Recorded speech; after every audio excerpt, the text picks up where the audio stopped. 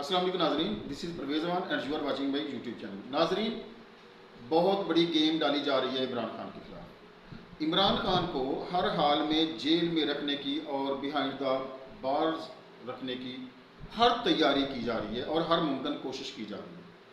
ایک ایسا ٹیکنیکل طریقہ اختیار اب کیا جا رہا ہے کہ کام بھی ہو جائے، عمران خان ان کے رستے سے بھی ہٹا رہے، پس پردہ رہے، جیل میں رہے اور عوام بھی مطمئن رہے۔ عوام کو مطمئن رکھنا اس لیے ناظرین ضروری ہے کہ جمہوری معاشروں میں عوام ہی طاقت کا اصل سرچشمہ ہوا کرتی ہے۔ یہ 90% عوام، 90% سے بھی میں تھوڑا سا آگے جاؤں گا، بلکہ 95% عوام جو مڈل اور لوور مڈل کلاس سے تعلق رکھتی ہے، اور وہ 5% ریمیننگ جو 95% پر حکومت کرتے ہیں، وہ کسی بھی حال میں یہ نہیں چاہتے کہ یہ 95%، یہ 95% باشعور ہو جائیں، یہ اپنا حق مانگنے لگ جائیں، یہ اپنے حق کی آواز بلند کرنا شروع کر دیں، یہ اپنے حق کی بات کرنا شروع کر دیں۔ یہ کسی بھی طریقے سے 95 کو دبائے بھی رکھنا چاہتے ہیں اور ان کو مطمئن بھی رکھنا چاہتے ہیں۔ اور ہم 95% اتنے بے وقوف ہیں، اتنے احمق ہیں کہ ان 5% کی باتوں میں بھی آ جاتے ہیں، ان 5% کے جھانسوں میں بھی آ جاتے ہیں۔ بہت بڑی ڈیولپمنٹس ہیں ناظرین۔ ایک ڈیولپمنٹ، عمران خان کے ساتھ بہت بڑا دھوکہ کیا جا رہا ہے، بہت بڑا ہاتھ کیا جا رہا ہے، بہت بڑی گیم کی جا رہی ہے۔ اور ناظرین، دوسری ڈیولپمنٹ جو میں آپ کے ساتھ شیئر کرنا چاہوں گا،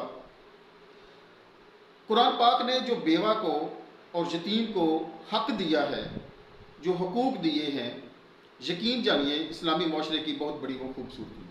لیکن کتنی بدقسمت قوم ہے ہم کہ ہمارے پاکستان میں بیواؤں اور یتیموں کے حقوق بھی محفوظ نہیں ہیں، یتیم اور بیوائیں بھی محفوظ نہیں ہیں۔ جی ہاں ناظرین، کل عدلیہ نے، عدالت نے، اور عدالت یتاماں کی اور بیواؤں کی سب سے بڑی گارڈین ہوا کرتی ہے، سب سے بڑی گارڈین۔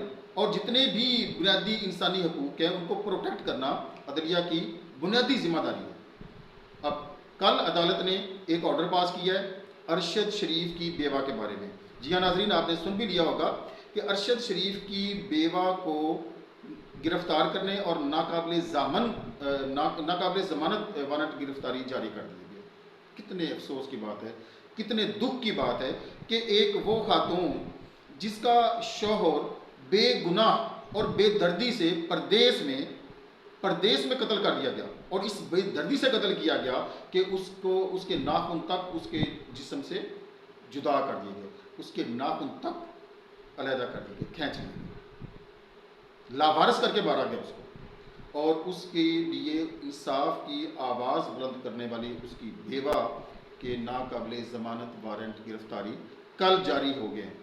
ناظرین، ہمارا کام آپ کو خبر دینا نہیں، خبر کا تجزیہ کرنا ہے۔ خبر آپ کو بہت سارے طریقوں سے، بہت ساری سورسز سے مل رہی ہے، اور مین سٹریم میڈیا پر یہ بہت تیزی کے ساتھ آپ کے پاس آتی ہے، لیکن ہمارا کام ان خبروں کا تجزیہ کرنا ہے، ان کا پوسٹ مارٹم کرنا ہے۔ پوسٹ مارٹم کرنے کے لیے میرے پاس اور بہت کچھ ہے۔ کل یہ بھی محترم جناب بلاول بھٹو زرداری صاحب، آپ محترم نہ کہے تو وہ ناراض بھی ہوتے ہیں، حالانکہ ایسے الفاظ کی بذات خود یہ ہم انسلٹ کرتے ہیں ان کے ساتھ محترم لگا کر۔ جناب بلاول بھٹو زرداری صاحب نے کل پریس کانفرنس کی ہے، اس میں اس نے 3-4 باتیں کی ہے کہ ہم عوام کے حقوق کی جنگ لڑ رہے ہیں، ہم عوام کی خوشحالی چاہتے ہیں، اور اس سے بڑھ کر ایک جو بہت ہی امپورٹنٹ بات کی ہے، اس نے پھر سے اپنے اس موقف کو دہرایا ہے کہ الیکشن 90 دنوں میں ہونا چاہیے۔ 90 دنوں میں الیکشن کے بعد پر وہ دوبارہ سے آ گئے ہیں۔ ابھی جو 2-3 دن پہلے میرا ولاگ ہے، اس میں نے آپ کو بتایا تھا کہ بلاول بھٹو زرداری نے اپنے پریس کانفرنس میں اس سے تھوڑا سا موقف سے پیچھے ہٹے ہیں۔ 90 دن کی بجائے اس نے کانسٹیٹیوشنل الیکشنز کی بات کی ہے کہ کانسٹیٹیوشن کے مطابق الیکشن ہونے چاہیے، لیکن کل کی پریس کانفرنس میں اس نے پھر سے اپنے اس موقف کو دہرایا ہے۔ اس کی ریزن کیا بنی ہے؟ اس کی ریزن یہ ہے کہ اس پر میڈیا کا اور عوام کا یہ پریشر اس نے محسوس کیا ہے کہ پیپلز پارٹی کا جو موقف ہے اس سے پیپلز پارٹی پیچھے ہٹتی ہوئی محسوس ہو رہی ہے۔ تو چونکہ اس نے عوام کو مطمئن رکھنا ہے، عوام سے ووٹ لینا ہے، تو عوام کو کسی حد تک بیوقوف بنانے کے لیے پھر سے وہ لوٹ کر اپنے اسی موقف کی طرف آ گیا۔ لیکن دوسری طرف اس کے والد محترم جناب آصف علی زرداری صاحب نے موقف اپنا تھوڑا سا الیکشن کمیشن کی طرف کے پلڑے میں اپنا وزن ڈالا ہوا. وہ اس طرح سے کہ صدر زرداری صاحب کہتے ہیں، سابق صدر زرداری صاحب کہتے ہیں کہ الیکشن کمیشن کو پہلے حلقہ بندیاں کرنی چاہیے، آئین کے مطابق حلقہ بندیاں کرنی چاہیے، اس کے بعد الیکشن کی طرف جانا چاہیے.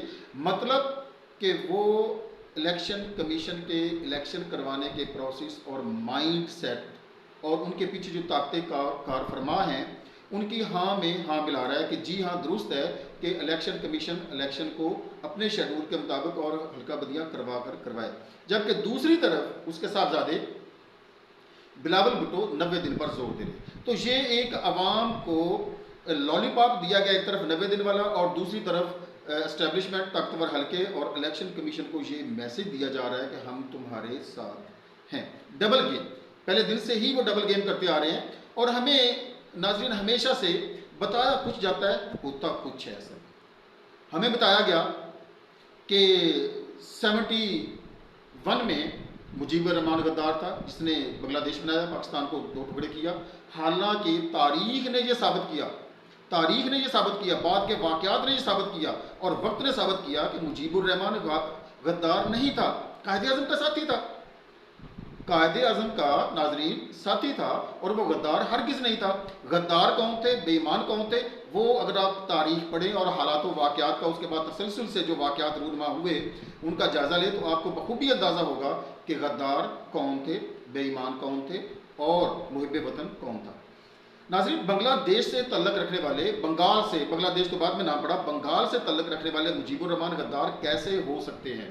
اگر آپ تاریخ کو پڑھیں تو تاریخ آپ کو بتائے گی کہ پاکستان بنانے میں 70% کنٹریبیوشن بنگال کا ہے اور 30% کنٹریبیوشن ہمارے باقی علاقوں کا. اب سراج الدولہ اگر آپ تھوڑا سا تاریخ کے اوراق کو پلٹیں اور جائیں، جب انگریز اپنا قدم جمانے لگ گئے تھے بر صغیر میں تو سراج الدولہ بنگال کے نواب تھے.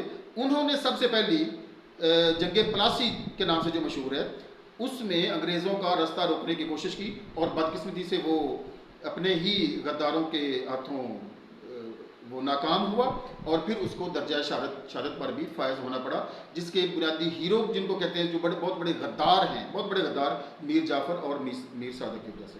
تو اس کے بعد ناظرین ہمیں بتایا گیا کہ ایٹم بم کا ہیرو نواز شریف ہے، آفرین ہے. بتایا کچھ جاتا ہے ہوتا کچھ ہے. ایٹم بم کا ہیرو کون ہے؟ نواز شریف کو بنا دیا گیا. میں آپ کو ایک کتاب کا ریفرنس دیتا ہوں، اس کو ضرور اس کا مطالعہ کیجئے گا جہاں سے آپ کو ملے. ڈاکٹر عبد القدیر خان اور اسلامی بم. یہ ناظرین آپ کتاب ضرور پڑھیے گا اور آپ کو اندازہ ہوگا جیسے جیسے آپ پڑھتے جائیں گے یقین جانیے آپ کے رونگٹے کھڑے ہوتے جائیں گے اور آپ کو اندازہ ہوگا کہ کن مراحل سے گزر کر ایٹم بم بنا تھا. لیکن اس کا سارا کریڈٹ نواز شریف کو دے دیا گیا اور اس کے ہیرو کو نظر بند کیا گیا، گھر میں نظر بند کیا گیا، میڈیا پر پابندیاں لگا دیں گی اور بالآخر وہ گمنامی کی موت مرنے پر مجبور ہو گیا. ناظرین گیم کیا کی جا رہی ہے ہمارے ساتھ، گیم کیا کی جا رہی ہے؟ آپ کو پتہ ہے کہ 9 تاریخ طے تھی عمران خان کی ضمانت کی سائفر کیس میں. سائفر کیس کے پلے تو ہے کچھ بھی نہیں، ضمانت اس کی ہونی ہے. لیکن جج حسنات صاحب نے اپنی پہلی ہی ہیئرنگ پر یہ کہا تھا وکیلوں سے، آپ کو وکیلوں کی بات بھی، عمران خان کے وکیل کی بات بھی شاید یاد ہوگی، اس نے بتایا تھا میڈیا پہ آ کے کہ جج صاحب نے کہا ہے کہ کیوں نہ تاریخ 11-12 ستمبر کی رکھ لی جائے.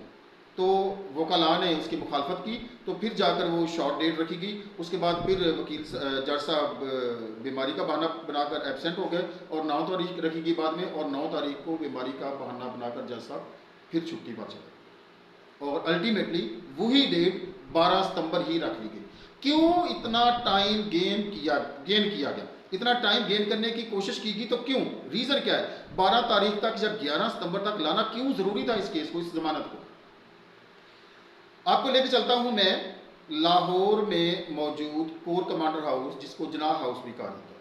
وہ جناب ایسے ہی جناح ہاؤس ہے جیسے کوئی شخص اپنے سر کے اوپر جناح کیپ رکھ کے قائد اعظم محمد علی جناح بننے کی کوشش کرے. ایک بندہ جب کیب سر پہ جناح کیب رکھ کے قائد اعظم محمد علی جناح نہیں بن سکتا ہے، اس لیے وہ اسی طرح سے وہ کور کمانڈر ہاؤس بھی جناح ہاؤس نہیں ہے. وہ جناح قائد اعظم محمد علی جناح سے اس کو خرید لیا گیا تھا اور اس کو بے دخل کر دیا گیا تھا.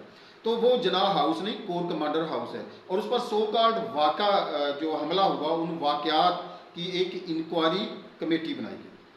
اس انکوائری کمیٹی کی رپورٹ جمع ہو چکی ہے اتھارٹیز کے پاس.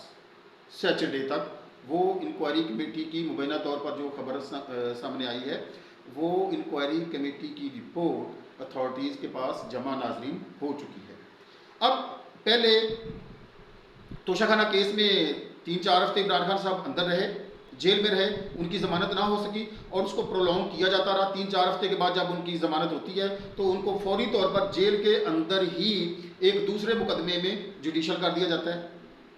اب جب اس مقدمے میں ضمانت ہونے کے قریب ہے، اور ضمانت ہونا لازمی چیز ہے کیونکہ کیس کے پلے کچھ بھی نہیں ہے، آپ کو کچھ اور بتایا جا رہا ہے، جس طرح سے ہمارے سلیبس میں بھی کچھ اور بتایا جاتا ہے، حقائق کچھ اور ہوتے ہیں. ان پر انشاءاللہ گفتگو بھی میں انشاءاللہ کرتا رہوں گا، بہت سارے حقائق آپ کے سامنے رکھیں گے.